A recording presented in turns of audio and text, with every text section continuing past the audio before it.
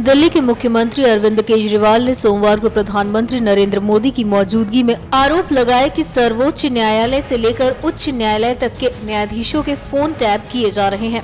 उनके आरोप को केंद्रीय कानून मंत्री रविशंकर प्रसाद ने हालांकि खारिज कर दिया है और साथ ही ये भी कहा कि मोदी की सरकार में ऐसा कभी नहीं होगा। मुझे तो लगता है कि ऐसा रूल होना चाहिए और जब तक रूल नहीं है केंद्र सरकार इसको लागू करे कि जैसे ही कोलिजियम से सिफारिशें आती हैं उसके 48 घंटे के अंदर उसको लागू करके और तुरंत जजेस की अपॉइंटमेंट कर दी जाए, ताकि एक संदेश जाए कि हम सब लोग आपस में एक दूसरे इंस्टीट्यूशंस की कदर करते हैं और किसी भी तरह की दखल अंदाजी नहीं करते।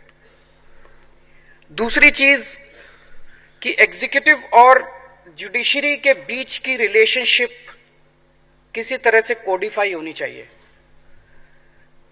जैसा मैंने कहा, एग्जीक्यूटिव बहुत पावरफुल है, उसके पास ढेरों विंग्स हैं, आर्म्स हैं, इंस्टीट्यूशंस हैं जिसके जरिए वो तरह तरह से दखल अंदाजी कर सकती है।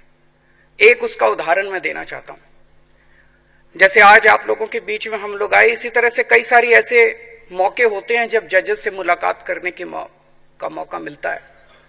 आपस में मैंने जजेस को बात करते हुए देखा है।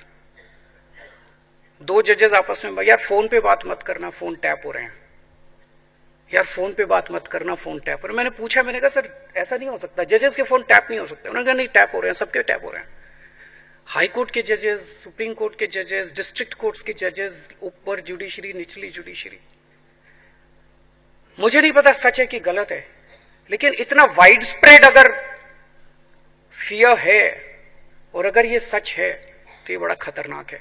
अगर मान लीजिए किसी जज ने कुछ गलत काम किया, तब भी phone tapping should not be allowed. There are many other ways to gather evidence for the wrongdoing if there's a complaint against anyone. I wish to deny with all the authority at my command that the phones of judges have been tapped in India at all. I want to make it very clear and categorical. We uphold that fully and without any kind of doubt as far as our commitment is concerned.